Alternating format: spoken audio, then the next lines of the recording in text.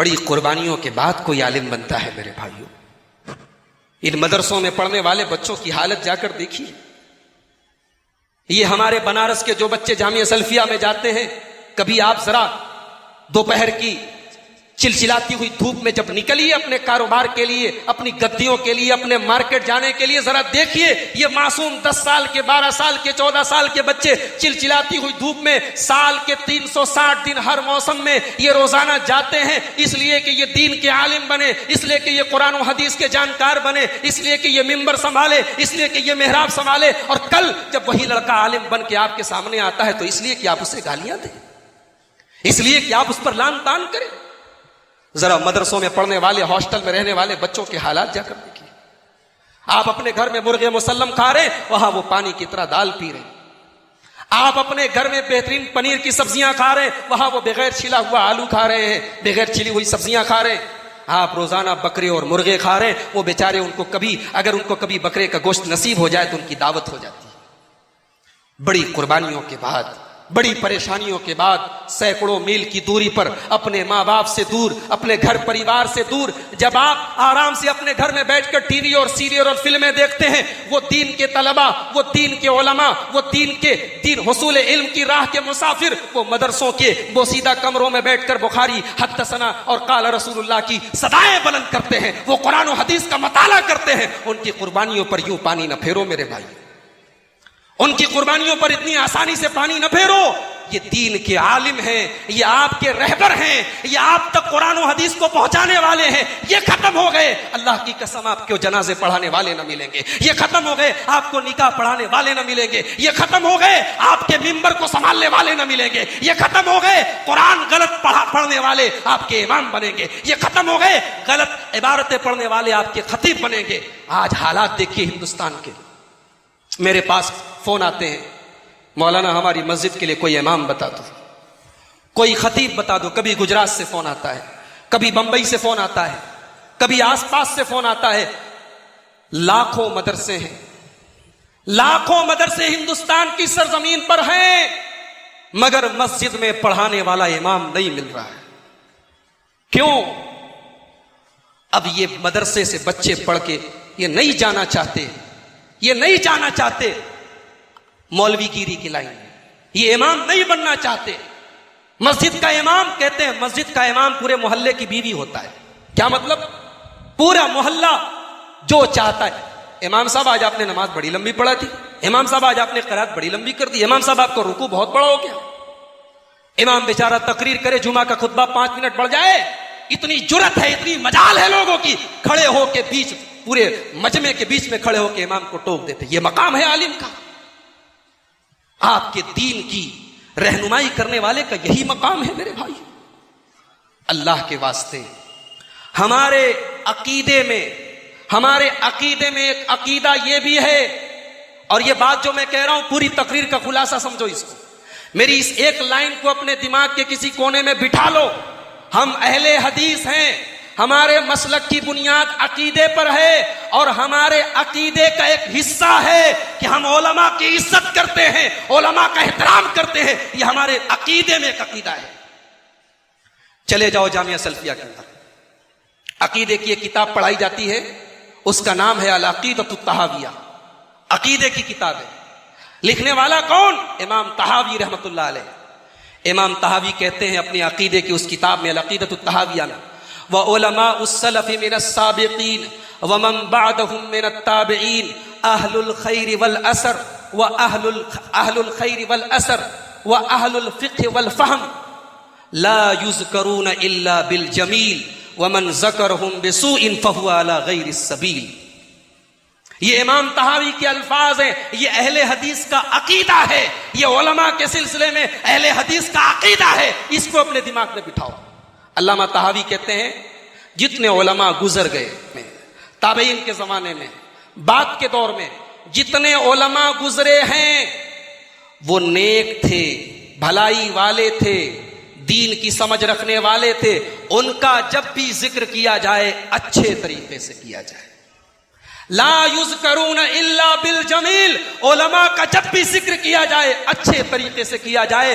वमन ज़करहुम बिसूइन फहुवा अला गैरिस सबील, और जो उलमा की तौहीन करे, जो उलमा को उनके मकाम से गिराए, जो उलमा को की गीबत करे, जो उलमा की बुराई करे, वो अहले सुन्नत वल जमात के तरीके पर नहीं है, वो अहले हदीस के तरीके पर नहीं है, वो सलफ सालिहीन के तरीके पर नहीं है। 2-4 दिन पहले की बात है, हमारी मस्जिद पर एक मौलवी साहब आए, गालिबन असर की नमाज थी। नमाज खत्म हुई, खड़े हो गए माइक लेकर, बताने लगे कि मैं मऊ से जामिया असरिया, मऊ के अंदर मौलाना अब्दुल शकूर साहब आते हैं ना, जिस मदरसे में पढ़ाते दारुल हदीस, वहां के फारिग हैं, जवान लड़कियां हैं, शादी करने का इंतजाम नहीं। एक मदरसे से पढ़ा हुआ, उनकी उम्र 50 से कम नहीं रही होगी। कहा कि भाइयों मैं कमजोर हूं, बीमार हूं, इलाज के पैसे नहीं, अपनी जवान बेटियों की शादी करने की ताकत नहीं, कुछ मदद करो। अल्लाह की कसम, अल्लाह के घर में बैठा हूं, ये कलेजा अंदर से दुख गया, ये कलेजा अंदर से हिल गया कि हमने अपने उलमा के साथ ये सलूक किया है। वो अपनी लड़कियों की शादियों के लिए भीख मांगे, वो अपने मकान की तामीर के लिए भीख मांगे।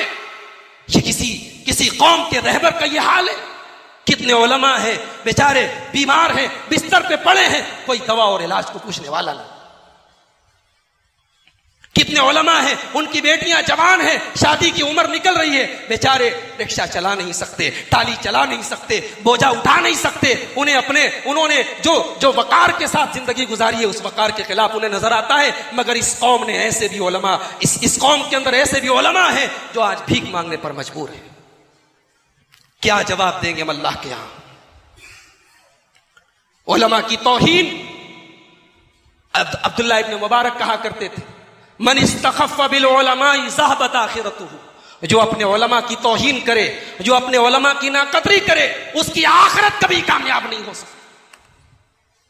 इमाम औज़ाई कहा करते थे, अल वक़ियतु फ़ी अहलिल इल्म मिन कबाइरिज़ ज़ुनूब, उलमा की तौहीन करना, उलमा में कीड़े निकालना, उलमा की इज्जत व आबरू के साथ खेलना, उलमा को बदनाम करना, यह कबीरा गुनाह है। हम अहले हदीस से मेरे भाई, हमने क्या सीखा है हदीस से, हमने क्या सीखा है अपने सहाबा से।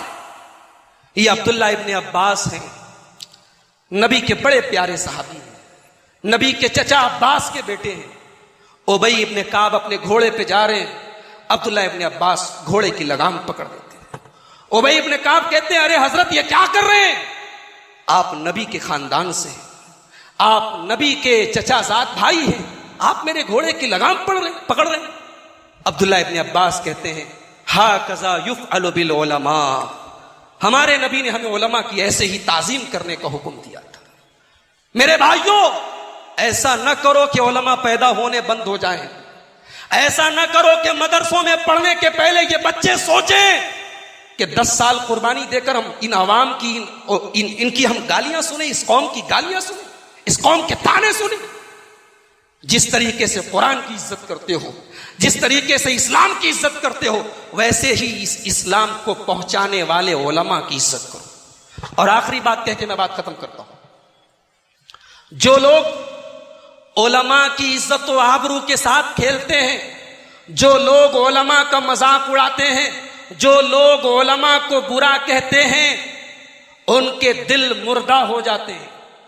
बड़े गौर से सुनना, उनके दिल मुर्दा हो जाते हैं। और मेरी ये बात एक भविष्यवाणी, एक पेशिन गोई समझ के आज यहां से लेके चले जाओ कि उलमा की तौहीन करने वाले एक दिन ऐसे मकाम पर भी पहुंचते हैं कि दीन का मजाक उड़ाते हैं।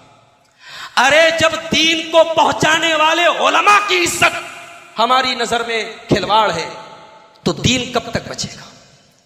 जब दीन के मुबल्लिग, दीन के नाक़िलीन, दीन को पहुंचाने वाले उलमा की इज्जत से खेलना हमारे लिए आसान है, तो दीन से खेलना कोई मुश्किल काम नहीं है। दिल मुर्दा हो जाते हैं।